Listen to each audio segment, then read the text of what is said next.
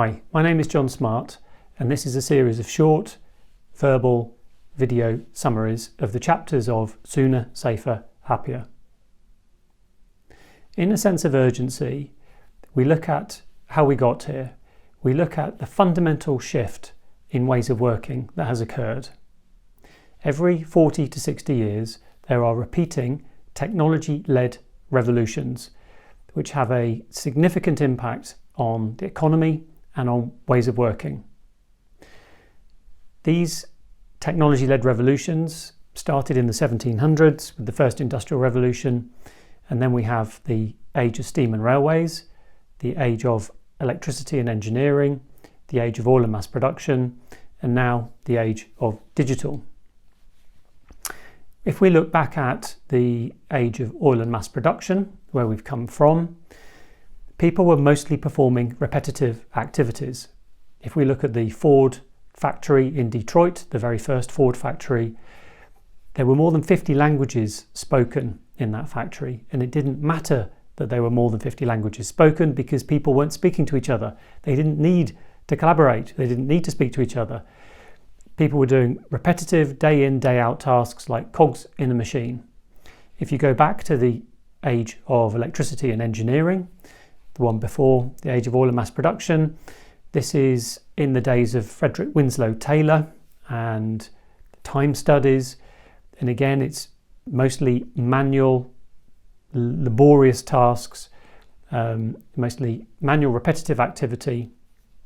And this really was when Taylor introduced the more of the notion of the foreman telling the worker what to do, or the manager telling the worker what to do, when to start working, when to stop working, when they could go home, deciding a quota for them. Henry Gantt worked with Taylor in the early 1900s. They worked together. That's the origins of the Gantt chart, come from that way of working at that time in history. The line in the Gantt chart is a man day's quota, is what it used to be called. If you'd shoveled enough coal into the steam burner, you could go home. If you hadn't, you needed to carry on shoveling. So the world of work has fundamentally changed. We didn't have programmable machines. We didn't have robots doing the repetitive activity for us, whether that was manual or whether that was knowledge work. Today, more and more work is through collaboration. It's unique, and there are unknown unknowns rather than it being repetitive. As a result of this, the pace of change has got faster because we can program machines to do the repetitive activities for us. So we are spending in organisations more of our time on change.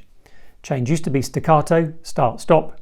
Now change is more continuous, and it needs to be sustainable and balanced and continuous. So we've had a fundamental shift in our ways of working. Competitors, traditional and non-traditional, have stepped in to make the most of these new tools, this new means of production. And so that has created new customer expectations.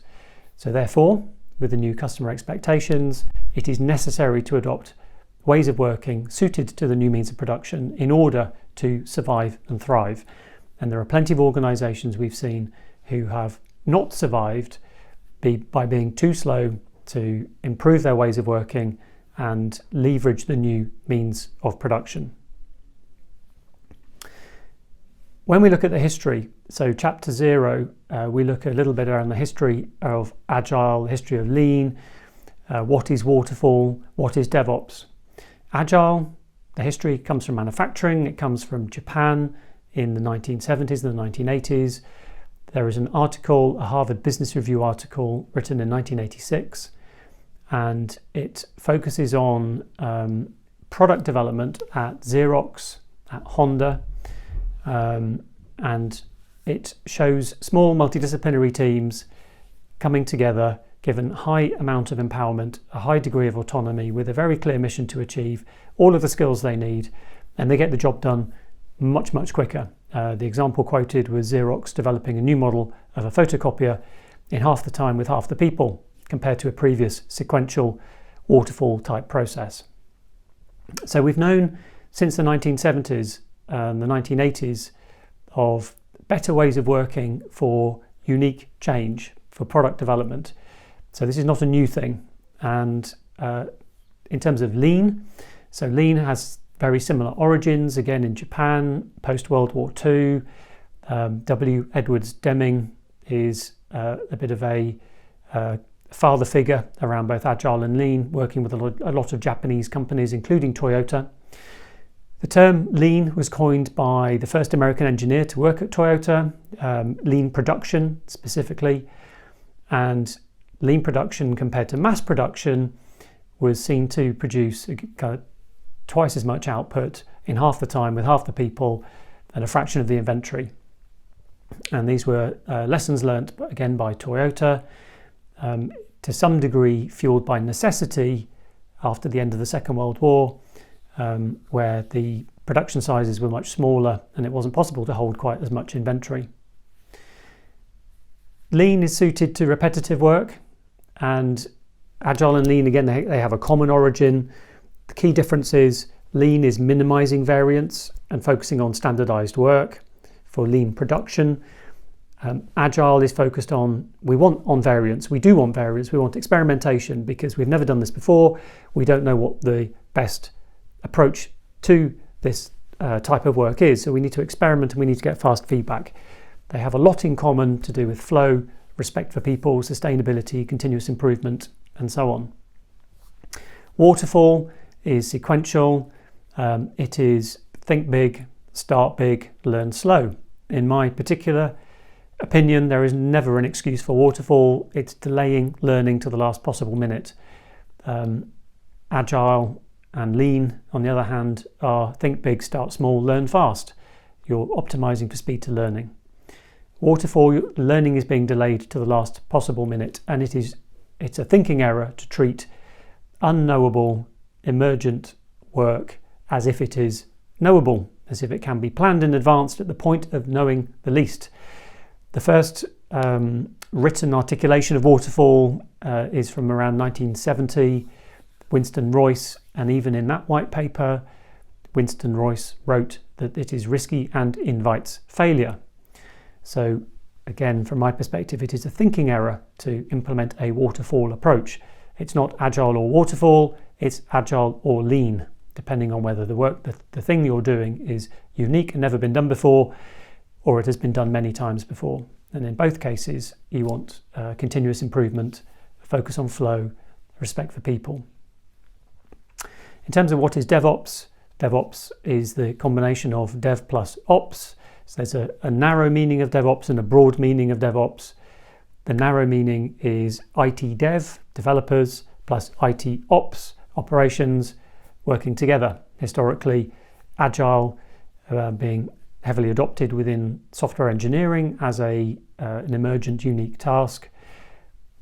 Typically, there was a blocker to flow between IT dev and IT ops, as IT dev are producing a binary on a faster cadence. IT ops were not set up for that. I prefer a broader definition of DevOps, which is whole organization DevOps, and really it's all about flow. It's Agile and Lean together. It's end-to-end flow, because your biggest impediment to time to learning, time to value might be PMO, it might be finance, it might be HR, or it might be IT ops downstream. Typically, in my experience now, it tends more to be more to do with how work is program managed, funded, prioritized, which could be upstream. So there's a broader enterprise DevOps meaning, which leads me to my personal preferred definition around what this is all about, which is the title of the book. It's sooner, safer, happier. It's delivering better value sooner, safer, and happier. It's not about Agile for Agile's sake, Lean for Lean's sake, or DevOps for DevOps' sake. It is around using Agile, Lean, and DevOps, and theory of constraints and systems thinking and many other tools in the figurative toolbox in order to deliver the outcomes you want for your organization. For example, better value sooner, safer, and happier. Quality, value, flow, safety, and happiness. And the beauty about those words is they balance each other out. And they balance each other. So you cannot force sooner, because you see quality going down and you see happiness going down, which has been observed in the State of DevOps report. Instead, you focus on all of them, you focus on continuous improvement, you focus on a positive trend, try to avoid targets, try to avoid weaponized metrics, and focus on people continuously improving using their own brain with coaching and support.